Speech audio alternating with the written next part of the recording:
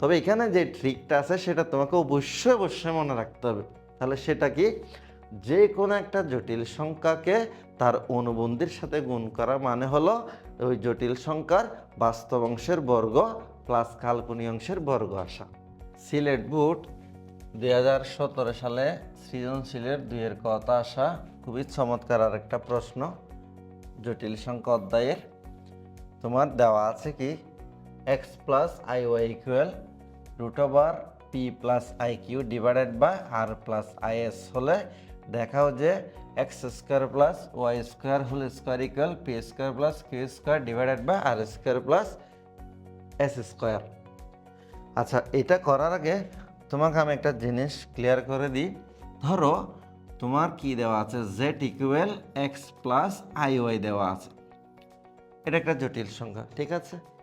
তুমি এই জটিল সংখ্যার অনুবন্ধী বা কনজুগেট বের করছো, তাহলে অনুবন্ধী বা কনজুগেট তো জানো, এটা এক্স মাইনাস আই ওয়াই হয়ে যাবে। তাহলে জটিল সংখ্যার অনুবন্ধী মানে হলো কাল্পনিক অংশের চিহ্ন পাল্টে যাবে, জাস্ট কাল্পনিক অংশ। কাল্পনিক অংশের সহ ওই যে প্লাসের ভ্যালু থাকলে মাইনাস হয়ে যাবে, মাইনাস থাকলে প্লাস হয়ে যাবে, বাস্তব অংশের কোনো কিছুই পরিবর্তন হবে না।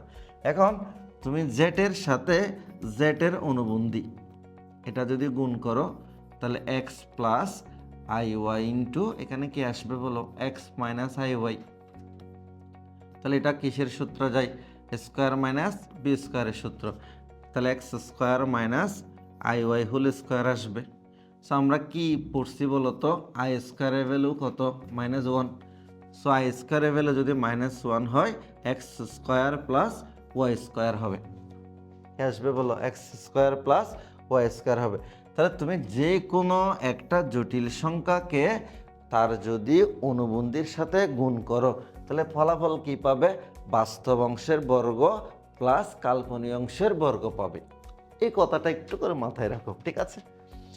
আচ্ছা, এখন আমাদের যে প্রশ্নটা এখানে দেওয়া আছে, এই প্রশ্নের তুমি দেখো তো X plus I Y equal এই অংশটা দেওয়া আছে, এটা পুরোটা লব আর হর একটা জটিল সংখ্যা দেওয়া আছে।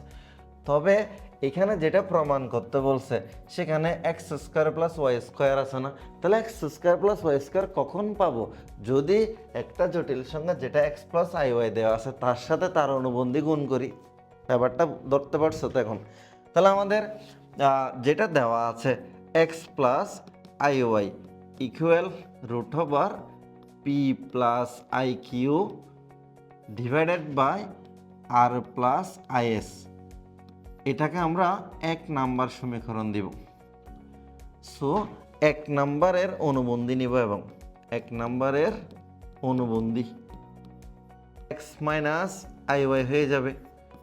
সো এখানে জটিল সংখ্যার কাল্পনিক অংশটার চিহ্ন পাল্টে যাবে, যেহেতু অনুবন্ধী নিব, P minus I Q divided by R minus I S হয়ে যাবে। এটাকে তুমি 2 নাম্বার সমীকরণ দাও। এখন এক্স প্লাস আই ওয়াই এর সাথে এক্স মাইনাস আই ওয়াই গুণ করলে তো আমরা must be X square plus Y square পাবো না, এই যে এখানে প্রমাণ করে দেখাইলাম না। তাহলে 1 নাম্বারের সাথে আমরা 2 নাম্বার সমীকরণ কি করব, গুণ করব।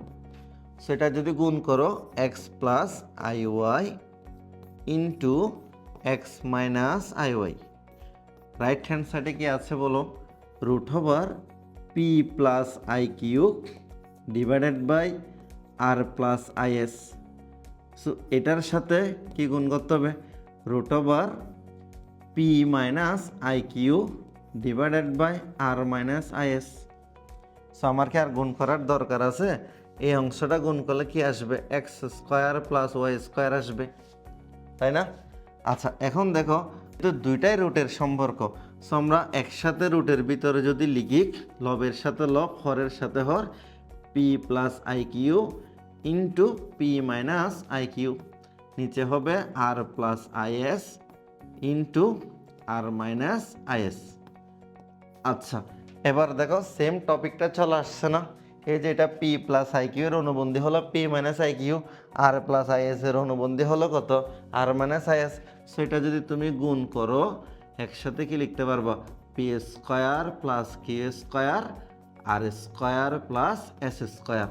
সো দেখো তো X square plus Y square equal root over P square plus Q square divide by R square plus S square আসছে। উভয় পাশে যদি তুমি বর্গ করে দাও, X square plus Y square whole square equal লিখতে পারবা কি P square plus Q square R square plus S square. এটাই হচ্ছে আমাদের এই ম্যাথের সমাধান, অর্থাৎ এটা আমাদের দেখাইতে বলছে। খুবই চমৎকার একটা প্রশ্ন, তবে এখানে যে ট্রিকটা আছে সেটা তোমাকে অবশ্যই অবশ্যই মনে রাখতে হবে। তাহলে সেটা কি, যে কোনো একটা জটিল সংখ্যাকে তার অনুবন্ধীর সাথে গুণ করা মানে হলো ওই জটিল সংখ্যার বাস্তব অংশের বর্গ প্লাস কাল্পনিক অংশের বর্গ আসা। তো বুঝতে পারছো সবাই? তো এই ধরনের ম্যাথগুলো বেশি বেশি প্র্যাকটিস করবা। সবাই ভালো থাকবে, সুস্থ থাকবে। আসসালামু আলাইকুম।